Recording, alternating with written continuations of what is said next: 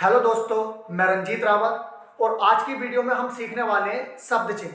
तो शब्द चिन्ह जो रिलेटिव रहेंगे वो पिछली वीडियो से रिलेटिव रहेंगे। जो पिछली वीडियो में हमने सिखाया था पा, बा, जा और हा के जो चिन्ह सिखाए थे कि उनके चिन्ह हम किस तरह से बनाते हैं, उन पर रिलेटिव रहेगी। और ये जो शब्द चिन्ह मैं बताऊंगा ये अगली वीडियो में यूज होंगे। जो भी शब्द चिन्ह मैं आज बताऊंगा वो अगली वीडियो में यूज होंगे, लेकिन किस आधार पर बनेंगे, इससे पिछली वीडियो के आधार पर ये शब्द चिन्ह बनाए जाएंगे।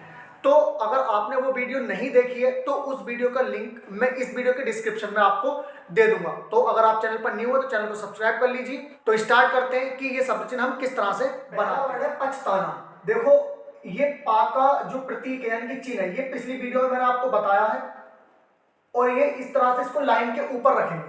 अब देखो इसमें एक चीज ये देखनी है कि यहाँ पर छा का यूज हो रहा है, लेकिन बनाया क्या है हमने चा। एक पा का प्रतीक लगाया यानी कि जो पा का चिन्ह हमने सीखा है उसका यूज किया है और यहाँ पर चा बनाया है और इसको हम पढ़ रहे हैं पछताना। देखो पा पर कोई मात्रा नहीं है, छा पर कोई मात्रा नहीं है, तीसरे अक्षर पर मात्रा है आ की।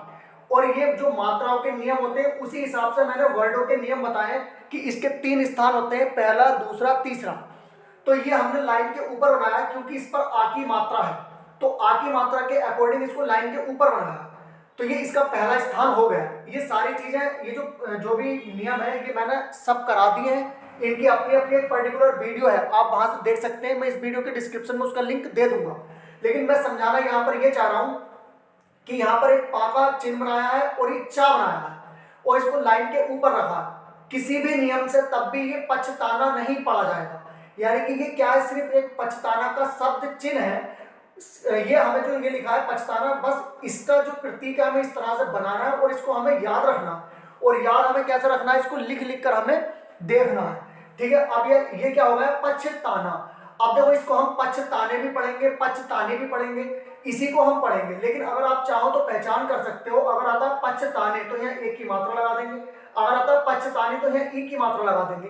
तो उस तरह से आप पहचान कर सकते हैं। यानी कि कहने का मतलब यह है कि शब्द चिन्हों का कोई खास नियम नहीं होता है, कुछ एक नियम होते हैं जिसमें आधे अधूरे होते हैं, उसके हिसाब से हम ये शब्द चिन्ह बनाते हैं। तो बस इनको एक याद रखना होता है और ये याद लिखते लिखते जब हम स्टेनो लिखते हैं तो वो खुद ही याद हमें हो जाते हैं। इसी तरह से अपेक्षा है, अपेक्षा को हम क्या करेंगे, सेम ऐसे ही बनाएंगे यूं और इसको बना देंगे लाइन पर टच करके। अच्छा एक बात और, इसमें जो ये चा रहा है, चाहो तो आप इसको कट करके भी लिख सकते हैं, इस तरह से भी लिख सकते हैं क्योंकि छा है, इसको आप कट करके लिख सकते हैं, ऐसे बना सकते हैं इसका सब चिन्ह। अपेक्षा का यू, क्योंकि आ पर कोई मात्रा नहीं है, पा पर एक ही मात्रा है और एक ही मात्रा का स्थान होता है दूसरा।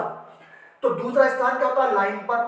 पहला स्थान लाइन के ऊपर, दूसरा स्थान लाइन पर, तीसरा स्थान लाइन के नीचे, इसलिए इसको लाइन पर बना दिया।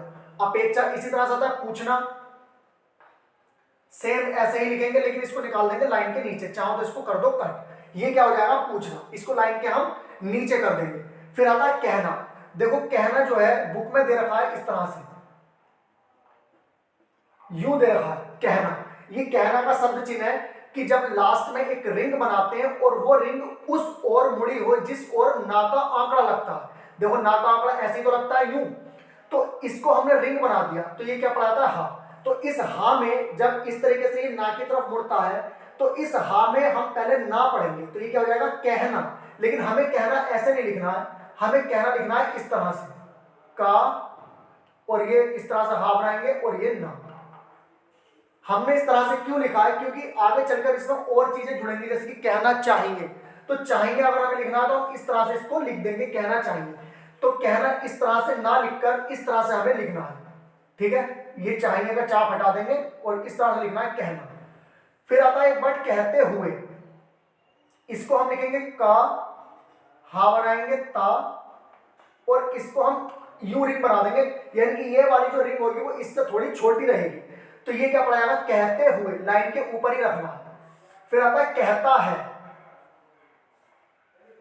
कहता और ये है और इसको नीचे निकाल देंगे हल्का सा यू, तो क्या हो जाएगा, ये कहता है। अगर आता है कहते हैं तो यहाँ एक की मात्रा दे देंगे, या आता है कहती है तो यहाँ ई की मात्रा दे देंगे, तो वो इसी से बन जाएगा। देखो अब अगला वर्ड आता है चूंकि। देखो चूंकि जो बुक में लिखा है वो इस तरह से लिखा है, ये चा रहा है और ये ई की मात्रा, ये जो ई की मात्रा लगाई है ये वही पा का चिन्ह है जो हम शुरुआत में लगाते हैं। यानी कि अगर किसी अक्षर के शुरुआत में हम ये निशान लगाते हैं तो ये पा पढ़ा जाता है, और अगर किसी अक्षर के लास्ट में लगा दें तो ये पढ़ी जाती है एक ही मात्रा। ठीक है, तो ये क्या पढ़ाएगा, चूंकि। लेकिन हम चूंकि इस तरह से नहीं लिखेंगे, हम किस तरह से लिखेंगे, देखो मैथ में एक निशान होता है जब हम मैथ पढ़ते हैं तो इस तरह से, ये 2 डॉट ऊपर एक नीचे, तो ये चूंकि का शब्द चिन्ह हम यहां बना लेंगे मैथ के अकॉर्डिंग। फिर आता है चौड़ाई, ये चौड़ाई का शब्द चिन्ह बनाएंगे इस तरह से, चा बनाएंगे और ये एक ही मात्रा, ये क्या हो जाएगा, चौड़ाई। एक आता है जनरल, देखो जा बनाएंगे इस तरह से लाइन से नीचे काट कर और इसमें ना का लगा देंगे आंकड़ा, ये हम जनरल भी पढ़ेंगे, इसको हम जनरल भी पढ़ेंगे। अब चाहे तो आप यहां एक ही मात्रा दे दें तो ये जनरल हो जाएगा, और अगर बिना मात्रा के लिखें तो वो जनरल हो जाएगा। ठीक है, आपके अकॉर्डिंग आप जैसा चाहे वैसा लिख सकते हैं। देखो अब हम लिखते हैं खिलाफ, खिलाफ को हम किस तरह से लिखेंगे, देखो खा को हम शुरू में कट कर दिया ये, और ये ला का आंकड़ा लगाया इस तरह से, और इसमें हल्का सा ये डैश दे दिया, ये एक खिलाफ का शब्द चिन्ह हो गया। खिलाफ जब भी हम लिखेंगे इस तरह से लिखेंगे। अब देखते हैं अगला वर्ड पहचानना। देखो ये हम किस तरह से लिखेंगे, पा बनाएंगे और लाइन से ऊपर ही रखेंगे और ये कर देंगे इसको रिंग, ये काहे का शब्द चिन्ह है, पहचानना। इसी तरह से आता है पहिनाना। देखो पहिनाना क्या लिखेंगे, बस इसको लाइन पर टच कर देंगे यूं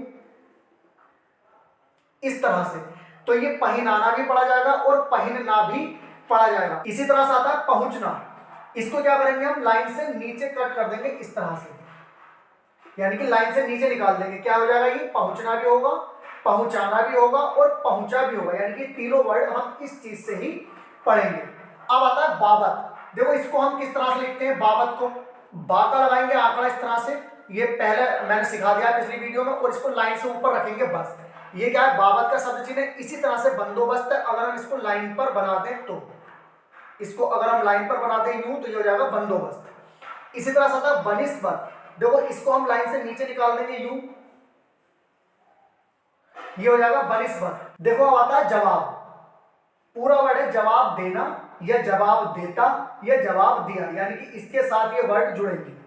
ठीक है, तो इसको हम किस तरह से लिखेंगे, जिस तरह से ये बंदोबस्त लिखा सेम ऐसे ही ये इस तरह से बना दिया, और इसमें क्या करेंगे कि हल्का सा एक ये डैश निकाल देंगे, तो ये क्या हो जाएगा, ये पहचान हो जाएगी कि ये जो चिन्ह है वो क्या है, जवाब देना या जवाब देता या जवाब दिया। इन तीनों ही जो वर्ड है उनका एक ही शब्द चिन्ह है, वो हम वाक्य के हिसाब से उठा लेंगे कि ये हमें क्या पढ़ना है। अब आता है महान और महोदय। देखो हम लाइन से ऊपर बनाना है, मां बनाएंगे और ये रिंग कर देंगे यू, लाइन से ऊपर। जब हम लाइन से ऊपर ये प्रतीक बना देंगे तो क्या पढ़ाएगा, महान या महोदय, यानी कि दोनों ही चीजें ये है, महान भी पढ़ेंगे इसको और महोदय भी।